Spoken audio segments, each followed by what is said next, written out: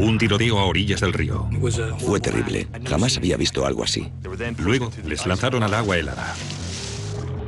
El hecho de que no hubiera motivos aún era más espeluznante. Un equipo de investigadores de élite tendrá que buscar pistas por tierra y bajo el agua.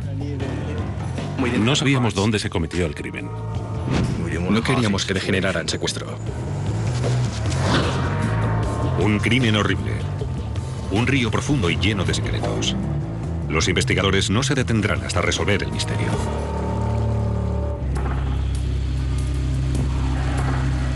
En invierno empieza la caza de aves en Pensilvania y el río Susquehanna ofrece excelentes oportunidades, entre las mejores de la región.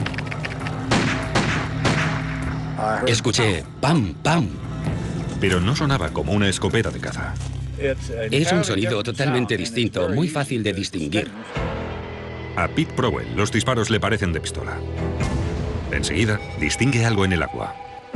Miré río arriba y vi dos manchas negras. Pensé que eran gansos flotando en el río. Luego oyó unos gemidos y se dio cuenta de que no eran dos aves, sino un chico y una chica.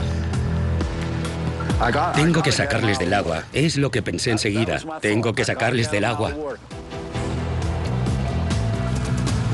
El río es demasiado profundo y rápido para que el cazador pueda cogerles, pero la corriente les empuja a la orilla. Prowell consigue sacar a rastras a los dos adolescentes apenas conscientes. Necesitaba ayuda. Y un todoterreno bajaba por la carretera.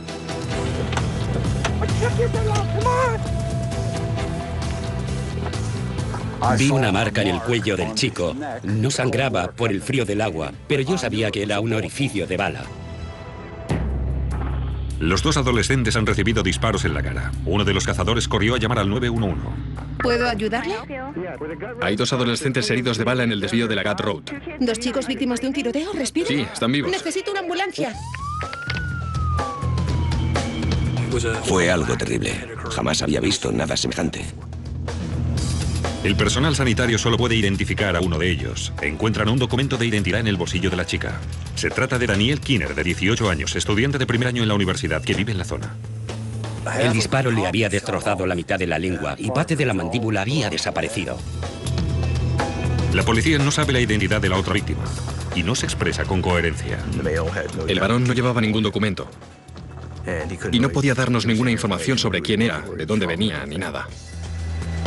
El personal sanitario transporta rápidamente a las víctimas hasta el hospital más cercano a unos 30 kilómetros.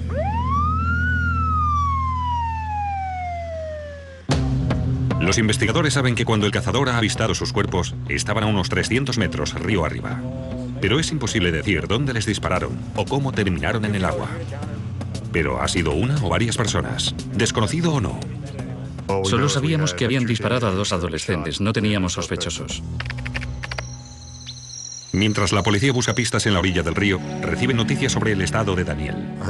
Su estado era muy crítico. Tuvieron que someterla a un coma inducido y no esperaban que sobreviviera. Los médicos también declaran que Danielle ha sido violada. La policía debe comunicar la terrible noticia a su familia. Pensaba en mis propias hijas y en qué querría que me dijeran si le hubiera pasado algo parecido. Mientras tanto, los padres de Danielle esperaban ansiosos su regreso. Estábamos sentados en el sofá, mirando todo el rato por la ventana.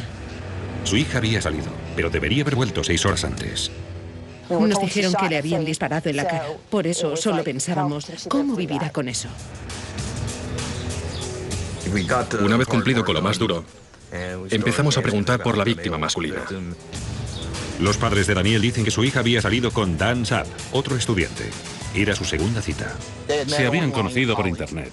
Y el día de Acción de Gracias ella fue a Belén, donde vivía ese chico. Y ahora él le devolvía la visita. Al poco rato de llegar a casa de Danielle, aquella tarde, los dos chicos se fueron a dar un paseo junto al río. Era la primera vez que veía a ese chico, pero me pareció muy simpático.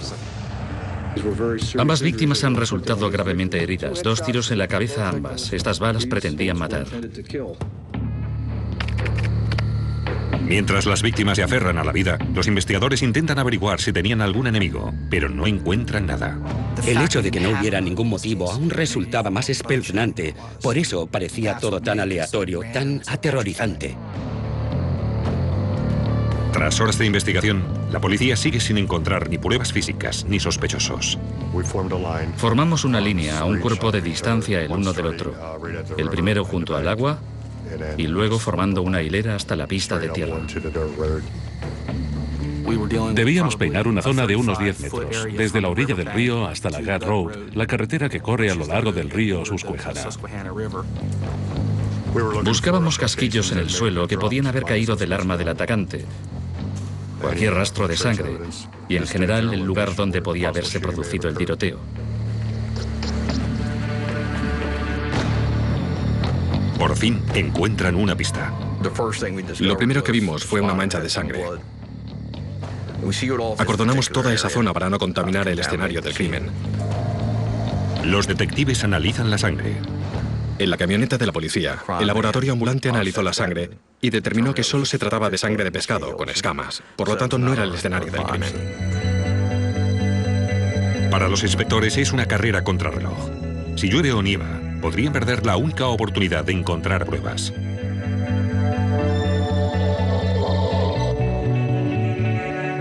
No había ningún testigo. No sabíamos dónde se había producido el ataque. Era esencial encontrar el escenario del crimen. Pero tras kilómetros de búsqueda, siguen sin encontrar una sola pista. Hacia las 3 de la mañana habíamos cubierto 5 kilómetros de orilla 2 veces. Y pensamos que sería mejor dejarlo ya por ese día. Y ponernos en marcha temprano a la mañana siguiente, regresar y empezar de nuevo. Pero nada podía prepararles para lo que iban a descubrir. Nunca había visto nada parecido. Y seguramente nunca volveré a verlo. Era puro terror.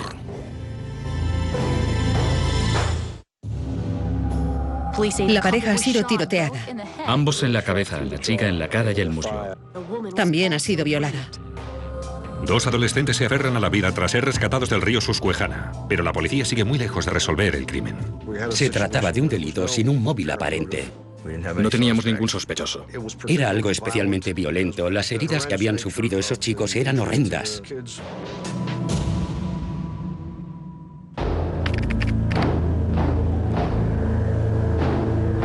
La policía reanuda la búsqueda en el río en busca de pistas. Volvimos a formar una hilera codo con codo. Y empezamos a avanzar en dirección norte. Paso a paso, buscando metódicamente cualquier cosa. Aquella zona de Gad Road es muy boscosa y desierta. No hay casas. Cerramos la carretera porque no sabíamos dónde estaba el escenario del crimen.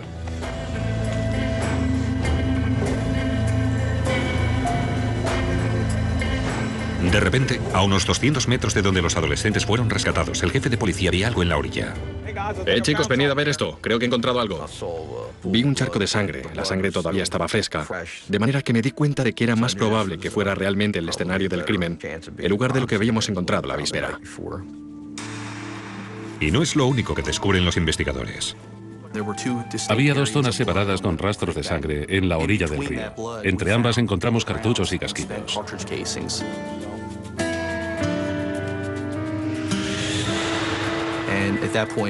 Enseguida acordonamos la zona y nos concentramos en procesarla como escenario del crimen.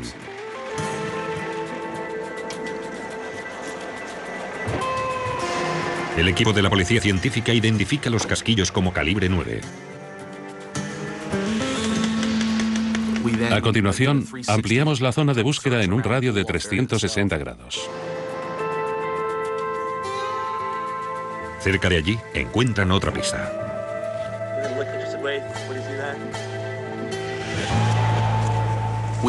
Vimos unas huellas de neumático muy características, con un rastro en forma de U, como si el conductor hubiera salido de la carretera, aparcado y vuelto a marcharse, dejando este rastro al salir otra vez a la carretera. La policía saca un molde de las huellas. No sabíamos seguro de si se trataba de uno o varios vehículos, porque había distintos tipos de neumático. Los detectives procesan el resto del escenario y envían los moldes de los neumáticos y los casquillos al laboratorio de la policía para analizar.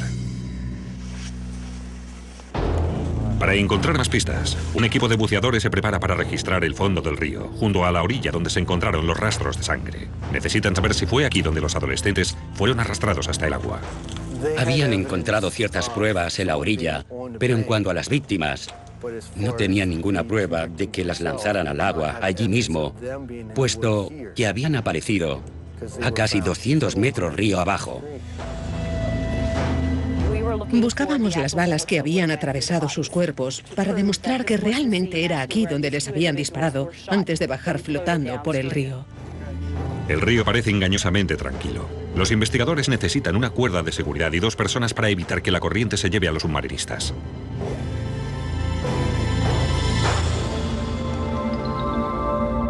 Bajo el agua, encontrar diminutos fragmentos de bala parece una tarea prácticamente imposible. Te pasan por delante cantidad de cosas que pueden distraerte. Tienes que concentrarte en lo que estás buscando. Avanzamos con mucha lentitud y vamos comprobando todo lo que aparece en las gafas, girando la cabeza de izquierda a derecha y de arriba a abajo. Fue un proceso muy lento, muy metódico. Los submarinistas buscan durante 2 horas, pero no encuentran ningún fragmento de bala. Luego, cuando están a punto de abandonar, descubren otra cosa, una sortija de mujer.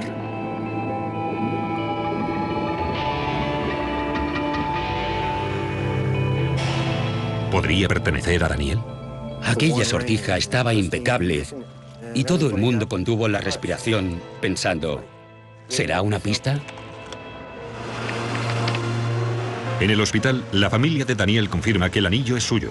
Por fin, los investigadores ya saben dónde fueron atacados los adolescentes y dónde les empujaron al agua. Pero quizá no acaben de saber nunca cómo llegaron hasta allí. No podíamos hablar con Daniel. Estaba en coma, inducido por los médicos. Su aspecto en el hospital era el de un monstruo. Con la cabeza hinchada y vendada, su aspecto era terrible. Su amigo, Dan Sapp, también está en estado crítico. A Daniel habían tenido que coserle la boca, no podía comunicarse. Estaba sedado. Acababa de salir de una operación muy delicada. Los detectives saben que quizás sea el único que pueda ayudarles a encontrar una pista. Tuvimos que interrogarle y contestaba simplemente sí o no a cada pregunta. Le dijimos que cerrara la mano y la moviera de arriba a abajo para decir sí y hacia adelante y hacia atrás para decir no. Dan indica que su atacante estaba solo y que no le conocían. Le pregunté, ¿qué edad tenía ese hombre? ¿Más viejo que yo? ¿Más joven que yo? ¿Es de mi talla? Seguimos preguntándole, ¿es un hombre blanco o un hombre negro? Y nos comunicó con las manos que sí, que era un hombre blanco. Pero Dan empieza a sentirse frustrado por no poder hablar. Pide que le den algo para poder escribir. Lo intentaba, pero le resultaba muy difícil escribirnos algo. Dan dice que un desconocido les ha obligado a Daniel y a él a punta de pistola a subirse a su camioneta roja. Entonces se los llevó en su coche, un viaje de 15 kilómetros de terror que termina con estos horrendos crímenes. Dan explica que el hombre les disparó en la orilla del río y les lanzó al agua helada. Describe a su atacante como a un hombre cuarentón, castaño y dentadura en mal estado. Era un adulto blanco, con una gorra de béisbol. Presentaba bastante vello facial y conducía una camioneta roja cubierta con una capota. Iba acompañado de un perro. Con la descripción, la policía tiene por fin una pista. Cuando le dimos la descripción del sospechoso que nos había proporcionado Dan, el padrastro de Daniel exclamó enseguida, «Oh, Dios mío, creo que ya sé quién es». Violó repetidas veces a la joven. Les obligó a dirigirse hacia el río para ejecutarles. Les disparó en la cabeza y les abandonó para que murieran en el río Susquehanna. Dan Sapp ha contado a la policía su horrible historia. Él y su amiga, Daniel Kinner, habían sido secuestrados y disparados por un desconocido. Habían tenido que coserle la lengua en distintos puntos, puesto que la bala se la había partido en 3 o 4 trozos. Ver a tu hija en la cama del hospital en coma es una experiencia horrible.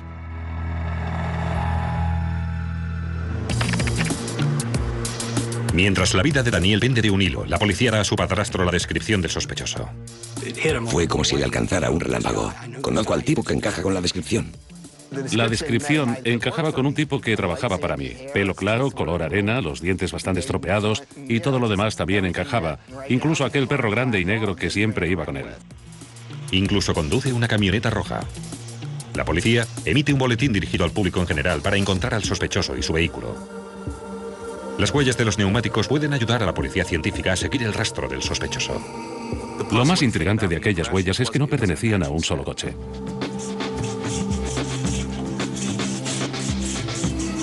Las huellas parecen pertenecer a 3 neumáticos distintos. Unos tenían un dibujo octogonal, otro rectangular y otro completamente distinto de los otros 2. Una camioneta con 3 tipos distintos de neumático. Los investigadores deberían poder cotejarlos fácilmente, siempre que encontraran primero la camioneta en cuestión. Daniel fue capaz de darnos una descripción del vehículo. Era una camioneta de los años 70, roja, con una capota gris o blanca. Dijo que estaba muy destartalada, en muy mal estado.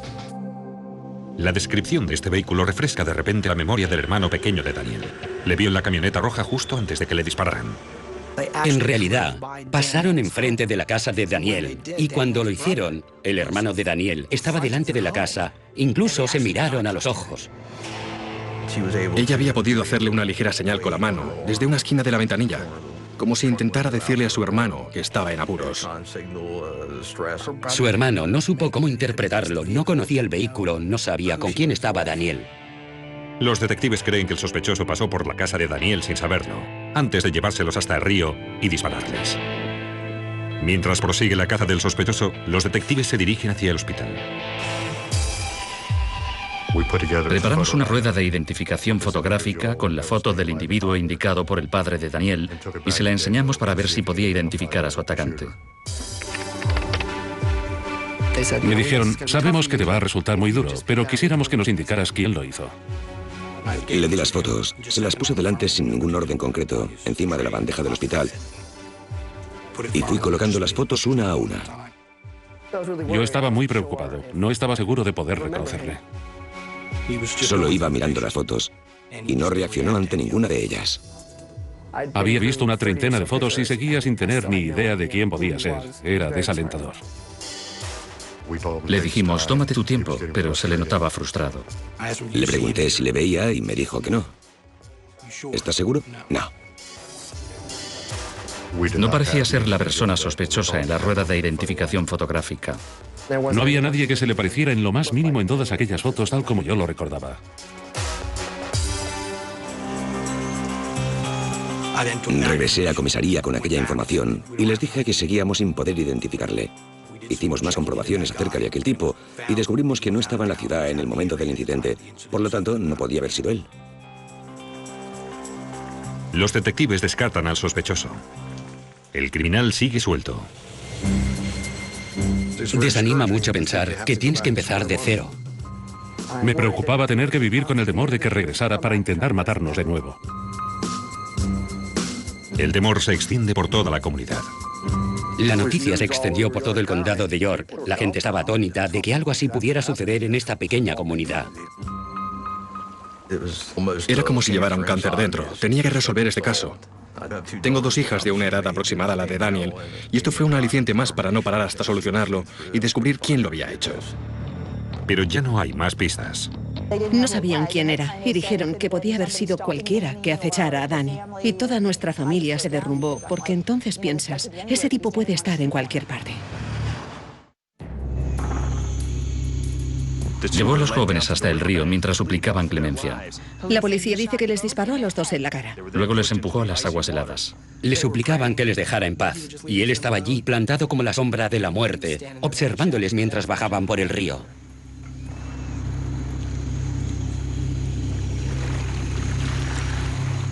...24 horas después del tiroteo en el río, la policía sigue sin tener un sospechoso. Dan Sapp empieza lentamente a recuperarse, pero nunca imaginó que viviría para contar su historia. Es realmente increíble que no me matara. La bala entró por aquí, detrás de la oreja. Me atravesó la tráquea, rompió un fragmento de vértebra y volvió a salir por aquí, a través de la mandíbula.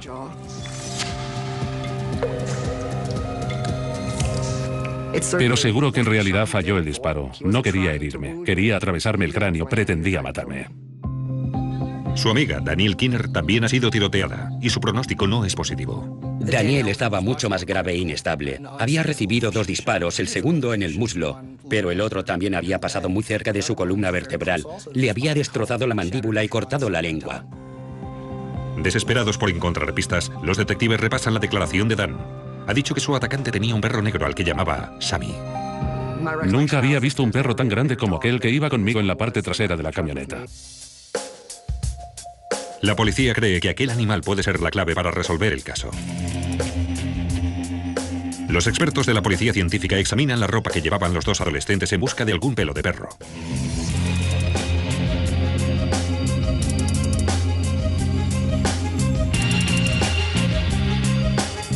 Encontramos pelos de perro en la ropa de los dos chicos. Lo encontramos en el abrigo de ella y en sus pantalones, y también en el abrigo de Daniel.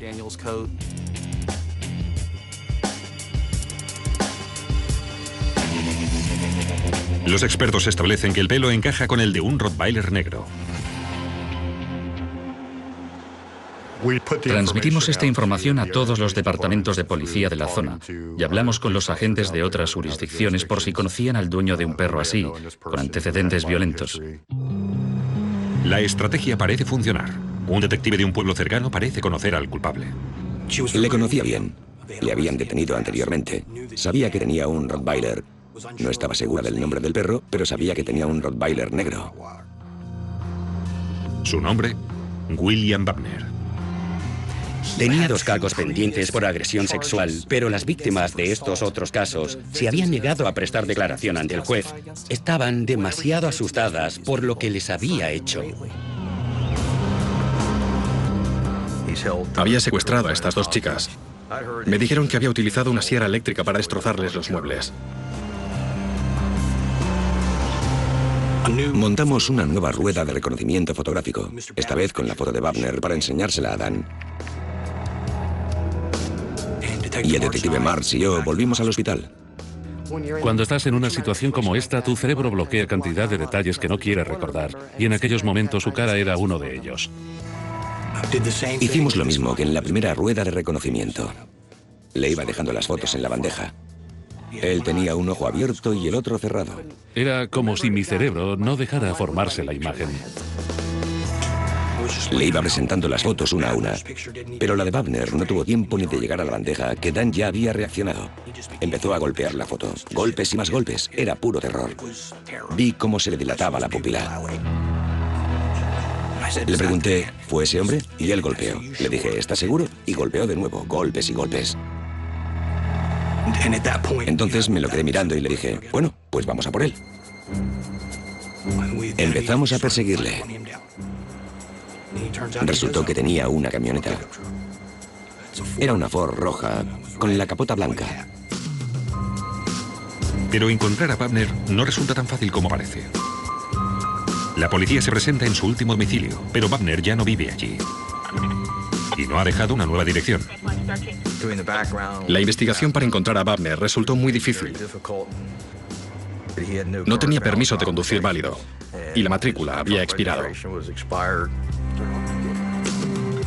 Preguntamos a todas las personas con las que podía estar en contacto y no encontramos ninguna pista. Me preocupaba el tiempo que tardarían en atraparle. Temía que tardaran semanas o meses antes de detenerle. Los inspectores saben que Wagner tiene novia, pero tampoco pueden dar con ella. Estábamos en un callejón sin salida. ¿Dónde estaba? ¿Dónde se esconde? Pero el jefe de policía, Albright, no se rinde. Vuelve a repasar todos los documentos, esperando encontrar alguna pista. Finalmente, la encuentra en la foto de la ficha policial de Wagner. Reconocí el logo de la camisa. Llevaba una camisa con el logo de Leon Windemeyer, una empresa de construcción. Yo había estado en contacto con aquella empresa. Albright llamó a casa del encargado. Aquel caballero pudo confirmar que Wagner era un empleado de Leon Windemeyer y que debía volver a su trabajo.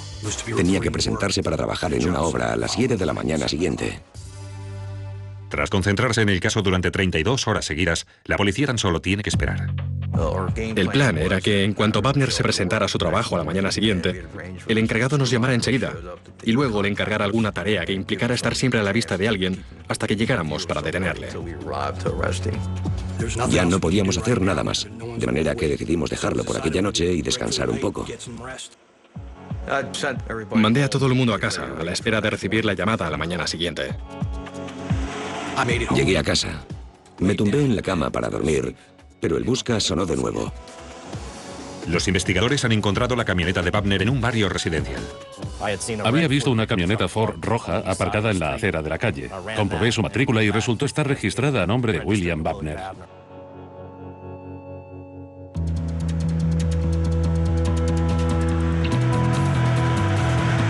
Pero todavía no han encontrado al sospechoso. Podría estar en cualquier casa del barrio. El subidón de adrenalina era enorme. Queríamos atrapar a ese tipo antes de que hiciera más daño.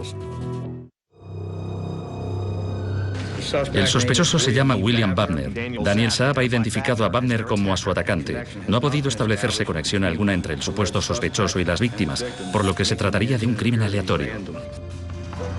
Los detectives creen que William Wagner ha disparado a 2 adolescentes y los ha lanzado luego al río. Era una maratón. La policía y la fiscalía trabajamos sin cesar 24 horas todas las semanas. Queríamos resolver este crimen y atrapar al culpable.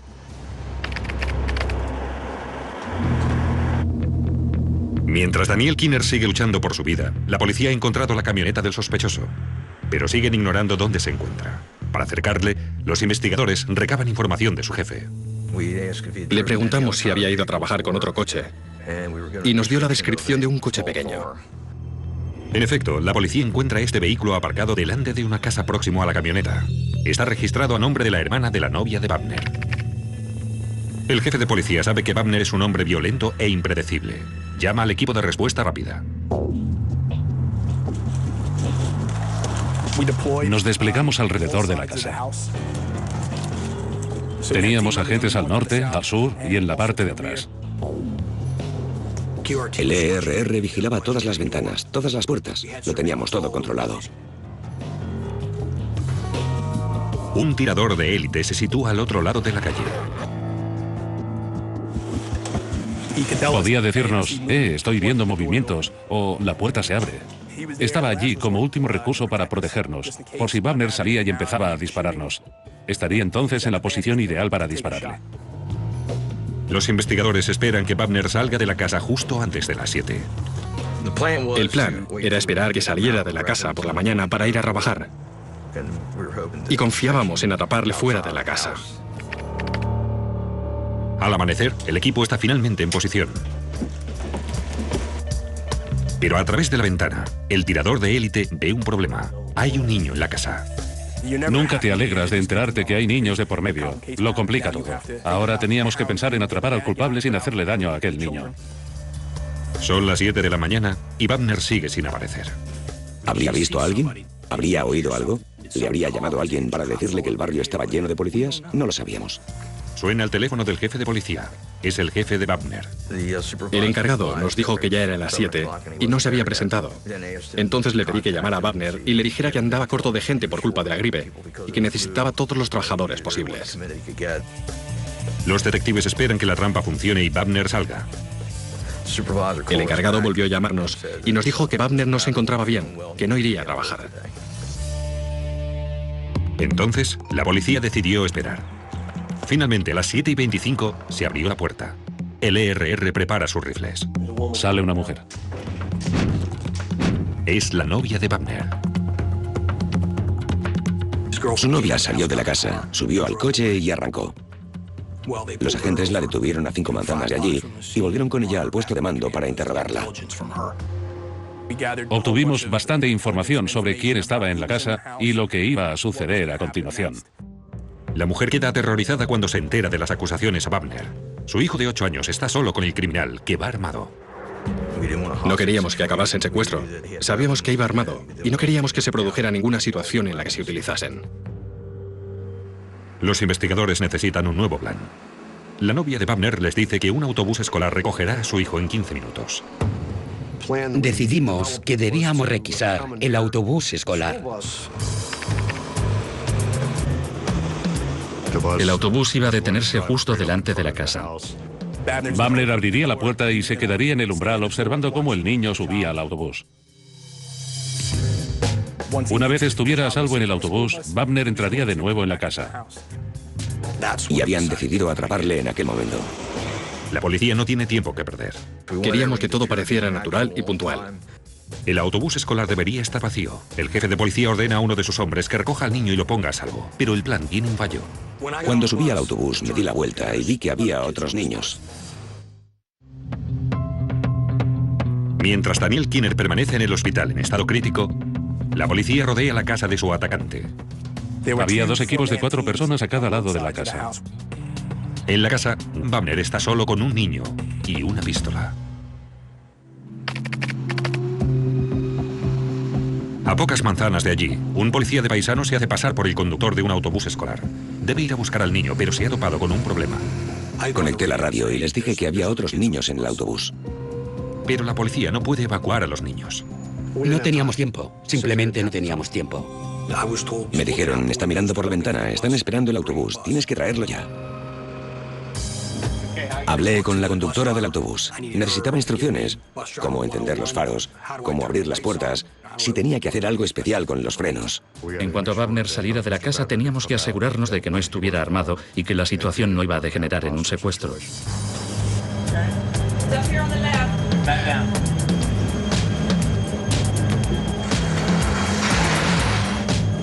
Me detuve delante de la casa. Encendí los faros.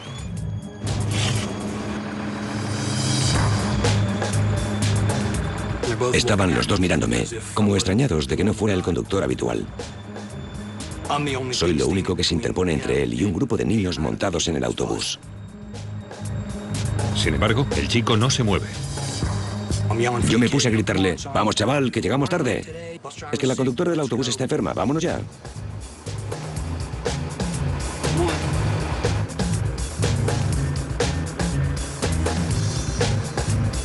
En cuanto el chico subió al autobús, cerré la puerta y arranqué. Mientras salía a la calzada, me giré y vi a las tropas de élite que salían de ambos lados de la casa. Le derribé de un puñetazo y le inmovilicé. Cuando estaba a una manzana de la casa, pude escuchar por radio que el equipo decía que tenían un 1095, que significa que ya está esposado y bajo control.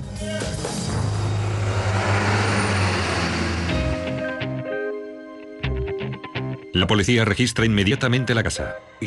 Encontramos todo lo que Daniel nos había dicho que buscáramos. Sus tejanos, las zapatillas Nike negras, y también encontramos el arma, que estaba cargada y preparada para disparar en cualquier momento.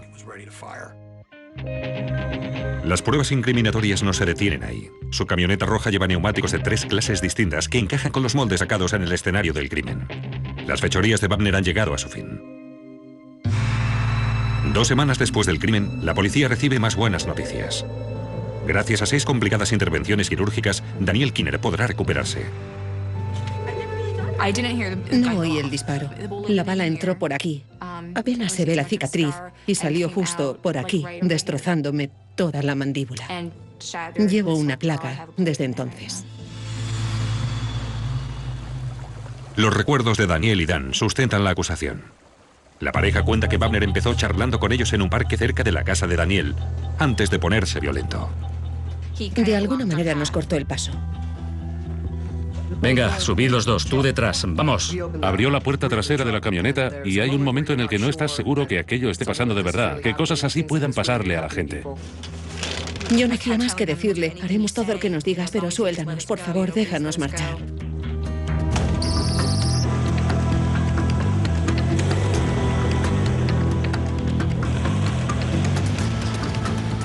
Yo llevaba encima el móvil de mis padres y marqué el 911, pero no tenía cobertura.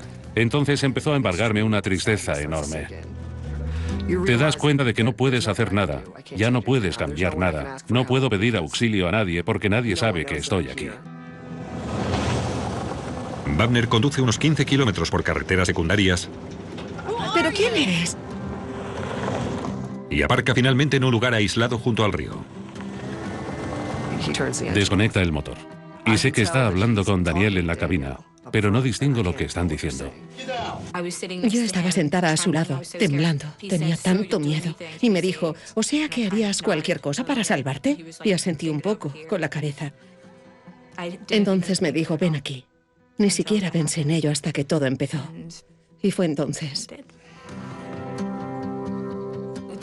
cuando me violó. Sabía que no había nada en absoluto que pudiera hacer yo que no terminara probablemente con la muerte de los dos. Después me dijo que me bajara de la camioneta. Y nos dijo que nos dirigiéramos hacia el río. Este es uno de mis recuerdos más duros. Lo siguiente que recuerdo es el disparo. El impacto fue tan fuerte que ni sabía lo que había pasado, pero fue como si todo empezara a ir más lento, como si el mundo fuese a cámara lenta. Estaba allí tumbado, echando sangre por la boca, y justo en aquel momento pensé, ya está, ahora voy a morir. Tuve la sensación de dormirme, de olvidarlo todo, pero de repente caí al agua y reaccioné. Sabía dónde estaba, sabía qué había ocurrido. Lo siguiente que recuerdo es un agujero negro. Luego me desperté y estaba en el río. Nos vimos y nos dimos cuenta que todavía estábamos vivos. Dan me decía, no te muevas, no te muevas, para que se crea que estamos muertos, no te muevas. Fuimos alejándonos flotando río abajo. Aquel río helado fue su salvación. Si hubieran estado inconscientes, lo más probable es que se hubieran ahogado. Por otro lado, pensándolo bien, el agua les proporcionó un camino de escape, el único posible. El agua fría les salvó la vida. Contribuyó a ralentizar el sangrado de sus heridas, lo que impidió que murieran desangrados. William Wagner está imputado por numerosos cargos. Wagner está acusado de intento de homicidio, violación, secuestro y atraco. Si es declarado culpable, pasará el resto de su vida en la cárcel. 8 meses después del ataque, Dan y Daniel se ven de nuevo las caras con Wagner cuando declaran contra él ante el tribunal. Entró por la puerta y llevaba un mono naranja. Fue terrorífico. Aquel día fue terrorífico. Mientras prestaba declaración, le miraba de vez en cuando y pude ver que estaba asustado, que se daba cuenta de lo que le esperaba. Ha sido un día repleto de testimonios gráficos e impactantes en los juzgados del condado de York. El jurado solo ha tardado 1 hora en alcanzar el veredicto. Wagner estaba acusado de un total de 16 cargos y ha sido declarado culpable de todos ellos. Wagner fue declarado culpable de intento de asesinato, secuestro y violación. La condena fue de entre 117 y 235 años. En aquel momento, la condena más larga en un caso de homicidio no consumado en la historia del condado, y se merece cada segundo de esta condena. Wagner no podrá salir nunca en libertad condicional. En la actualidad, Dan quiere hacer un posgrado de psicología. Daniel es fisioterapeuta y defensor de los derechos de las víctimas. Soy una superviviente. Ya no soy una víctima. Y quiero que otras personas que han sufrido acontecimientos traumáticos sepan que no tienen por qué ser víctimas, no tienen por qué sufrir. Pueden sobrevivir. Es un milagro lo bien que terminó todo. Daniel y yo estamos muy agradecidos a la policía y la fiscalía por todo lo que hicieron para que Wagner compareciera ante la justicia. Daniel se casó 5 años después del ataque. Dan y ella siguen siendo muy amigos. Siempre nos llamamos el 8 de enero. Cada vez que se acerca ese día sé que hablaremos por teléfono y es como oír la voz de la supervivencia al otro lado de la línea, porque si hemos conseguido superar aquello tan horrible, podremos superarlo todo.